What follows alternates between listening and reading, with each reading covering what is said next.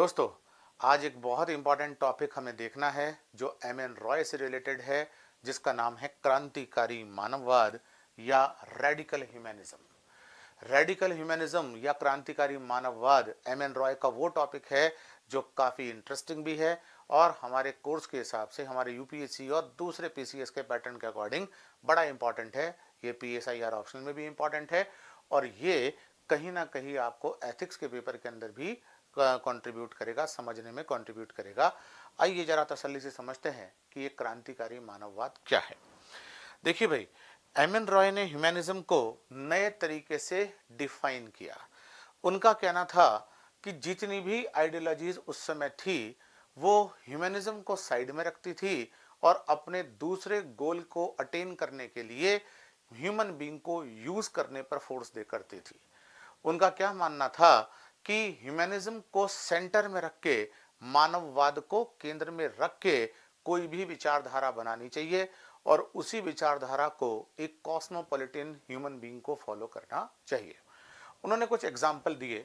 उनका कहना था कि अगर हम स्पिरिचुअलिज्म की बात करें, आध्यात्मिकता की बात करें, तो उसके अंदर भी ह्यूमन बीइंग सेंटर में नहीं है। उसका अल्टीमेट लक्ष्य है मोक्ष प्राप्त करना, यानी कि ह्यूमन बीइंग अपने शरीर को जलाए, तपस्या करे, पूजा पाठ करे और भगवान को, मोक्ष को प्राप्त करने के लिए काम करे। उसको कोई मेटेरियलिस्टिक चीज प्राप्त नहीं हो रही है। एम एन रॉय ने इस विचारधारा को नकार दिया, रिजेक्ट कर दिया। उसका कहना था कि ह्यूमन बीइंग को उसकी मेटेरियलिस्टिक चीजें मिलनी ही चाहिए, उसकी भौतिक चीजें मिलनी चाहिए। वो अच्छा कपड़ा पहनना चाहता है, उसका सुख उसको मिलना चाहिए। वो अच्छा खाना खाना चाहता है, इसका सुख उसे मिलना चाहिए। वो अच्छी गाड़ियों में घूमना चाहता है, इसका सुख उसे मिलना चाहिए। जो चीजें शारीरिक और मानसिक सुख प्रदान करे वो उसे मिलनी चाहिए। जबकि स्पिरिचुअलिज्म मोक्ष प्रदान करने पर बात करती है, जिसमें ह्यूमन बीइंग को जलाया जाता है, मतलब तपस्या करके।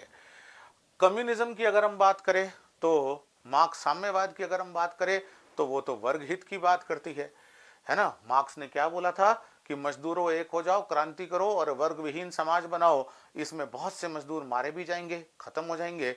मार्क्स कहता था कि आपके अंदर वर्ग हित ही प्रमुख होना चाहिए। मजदूरों की सर्वहारा की क्रांति करके सर्वहारा की तानाशाही स्थापित करो, और यही उसका एम है। जो लाखों लोग मर गए, मार्क्स ने उस पर ध्यान नहीं दिया, तो रॉय ने कम्युनिस्ट होते हुए भी मार्क्स की विचारधारा भी नकार दी। रॉय ने तीसरी चीज को ध्यान से देखा और वो था कम्युनलिज्म, या जिसको आप बोलते हो संप्रदायवाद। और वो किसी एक संप्रदाय को श्रेष्ठ बताता है ना, जैसे हिंदू, मुस्लिम, सिख, ईसाई इत्यादि। तो उसमें भी इंसान से ज्यादा किसको प्राथमिकता दी गई? गॉड को या रिलीजन को, भगवान को प्राथमिकता दी गई।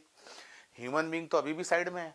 ह्यूमन बीइंग तो वो रास्ता है, या ह्यूमन बीइंग तो बेसिकली वो तरीके है जिससे कि ये चीजें प्राप्त हो रही है। Human beings are being used as a tool, not as an end. वो कोई खुद में साध्य नहीं है, बल्कि उसको एक टूल की जैसे यूज हो रहा है। इसीलिए रॉय ने उसको नकार दिया। रॉय ने कहा अगर नेशनलिज्म की बात करें, राष्ट्रवाद की बात करें, तो इसमें भी ह्यूमन बीइंग को साइड में रख के राष्ट्र को ऊपर रखा जाता है। माना जाता है कि राष्ट्र ऊपर है, नागरिक नीचे है। लेकिन रॉय कहता था कि नहीं नहीं, हमें मानव को प्राथमिकता देनी है, बाकी सब चीजें साइड में, मानव और मानव का हित अलग।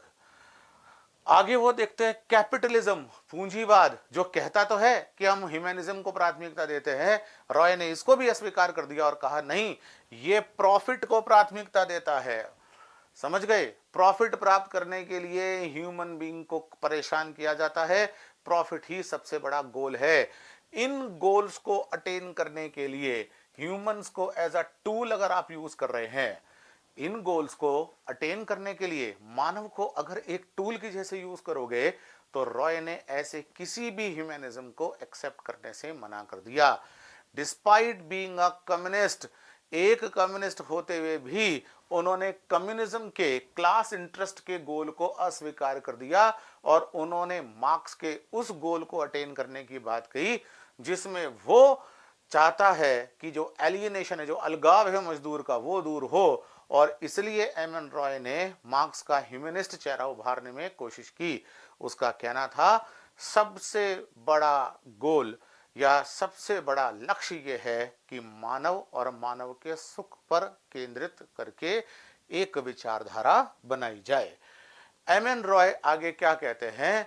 एम एन रॉय कहते हैं कि every individual is sacrificed to attain this goal. इसीलिए ये सारी चीजों को हटाकर उन्होंने अपना एक एक नव मानववाद या क्रांतिकारी मानववाद को प्रोपोगेट करने की कोशिश की। और इसके अंदर उन्होंने कुछ चीजों पर फोकस किया। वो ये किया, उनका कहना था कि मानववाद यानी कि मानव को सुख पहुंचाने वाली चीजों में उन्होंने बहुत महत्वपूर्ण बात, सुनिएगा जरा ध्यान से, उन्होंने माना कि हमारे जितने भी मेटेरियलिस्टिक चीजें हैं जो हमें भौतिक सुख देती है, उन भौतिक सुखों की चीजों को भी इंक्लूड किया जाए। यानी कि उन्होंने इस चीज को बिल्कुल अस्वीकार कर दिया कि ह्यूमन बीइंग को बहुत ही सद्भावनापूर्ण जीवन जीना चाहिए, ऐसा जीवन जीना चाहिए जिसमें वो भौतिक सुखों को नकार दे। मार्क्स रॉय ने कहा नहीं, उसका जीवन इस प्रकार का नहीं, बल्कि उसका जीवन भौतिक सुखों का आनंद लेने का होना चाहिए। तब क्या रॉय ये कहना चाहते थे कि जो मर्जी जो करो?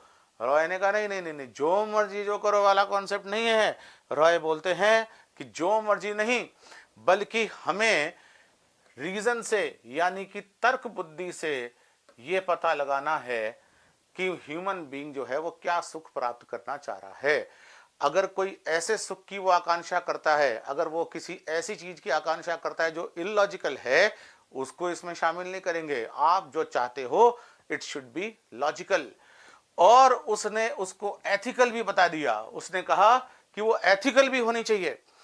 मान लीजिए कि मानव तो बोल दे कि मुझे इस बात में सुख आ रहा है कि मैं आपकी जेब से 100 रुपए निकाल दूं, तो वो कहते हैं नो नो नो नो, ये सुख अगर आपको मिल रहा है, it is not real humanism because it is not ethical. M N Roy के ह्यूमनिज्म में ethics is an integrated role, इसका एक इंटीग्रेटेड रोल है। एथिक्स को हटाकर कोई सुख वो सही नहीं मानते हैं। तो जो चारवाक कहते थे कि ऋण लो और घी पियो, ऋणम कृत्वा घृतम पीत्वा, मानववाद की इस डेफिनेशन को कभी नहीं माना एम एन रॉय ने। उन्होंने कहा नहीं नहीं, इट इज नॉट एथिकल, आपका सुख एथिक्स की पेरिफेरी के अंदर होना चाहिए, इसके अंदर लॉजिक भी होना चाहिए, इसके अंदर एथिकल भी होना चाहिए। नाउ इन दोनों चीजों का यूज करके यू हैव द फ्रीडम। अब आपको आजादी है कि अपने आप को किसी भी आइडियलिज्म के विचारधारा से हटकर, किसी भी आइडियोलॉजी से हटकर अपने सुख को प्राप्त करो। भूल जाओ कि आप कम्युनिस्ट हो, भूल जाओ कि आप किसी रिलीजन के हो, भूल जाओ कि आप कैपिटलिस्ट हो, भूल जाओ कि आप स्पिरिचुअल चीजों में ध्यान दे रहे हो। आप सिर्फ अपने सुख के प्रति स्वतंत्र रूप से सोचो। आप अपने मानववाद को, फ्रीडम इसका एक इंटीग्रल पार्ट है, आप अपने सुख को सोचो, फ्री हो, नेशन की बाउंड्रीज से भी फ्री हो, बट दो ही चीजें ध्यान रखना, it should be reasonable, it should be ethical. तो ये एम एन रॉय का एक रेडिकल ह्यूमनिज्म है जो अक्सर करके एग्जामिनेशन में भी पूछा जाता है और बड़ी ही इंटरेस्टिंग आइडियोलॉजी है।